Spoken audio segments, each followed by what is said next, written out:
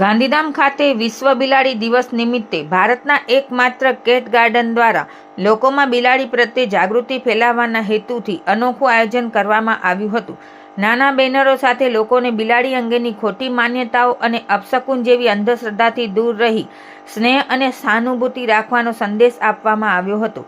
છેલ્લા 9 વર્ષથી cat garden બિલાડીઓની સેવા અને સંભાળ માટે કાર્યરત છે। આ આયોજન કેટ ગાર્ડનના સ્થાપક પૂજાબેન ગોસ્વામીના માર્ગદર્શન હેઠળ યોજાયું હતું। પૂજાબેન આદિપુર સ્થિત જૈનામલ જરમલ શ્રી સરસ્વતી શિશુ મંદિરના પ્રધાન આચાર્ય તેમજ ગાંધીધામ શહેર ભાજપના ઉપપ્રમુખ તરીકે પણ સેવારત છે। પૂજાબેન ગોસ્વામીએ જણાવ્યું હતું કે બિલાડી લક્ષ્મીનું સ્વરૂપ છે, તેથી તેના પ્રત્યે કોઈ ખોટી માન્યતા ન રાખવી, પરંતુ પ્રેમ અને લાગણી રાખવી। તેઓ કેટ ગાર્ડનમાં રહેલી દરેક બિલાડીને નામથી ઓળખે છે અને પોતાના સંતાનોની જેમ તેમની સંભાળ રાખે છે।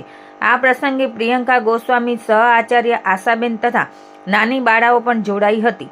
આશરે 400 ગજના પ્લોટમાં આધુનિક સુવિધાઓ સાથે તૈયાર કરાયેલ કેટ ગાર્ડન બિલાડીઓની સેવા માટે અનોખું કાર્ય કરી રહ્યું છે।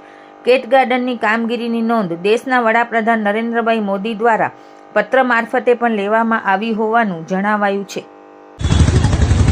આજના આંતરરાષ્ટ્રીય બિલાડી દિવસ એટલે કે ઇન્ટરનેશનલ કેટ ડેના દિવસે લોકોને એવો સંદેશો આપીએ છીએ કે બિલાડી એ શુકનવંતુ પ્રાણી છે, લક્ષ્મીનો અવતાર છે અને એને અપશુકનવાળી ન ગણો અને ખરેખર બિલાડી એ પાલતુ પ્રાણી ગણી અને હું તો એમ કહું છું દરેકના ઘરેમાં એક એક બિલાડી રાખો તો ખરેખર એ સારી વસ્તુ છે।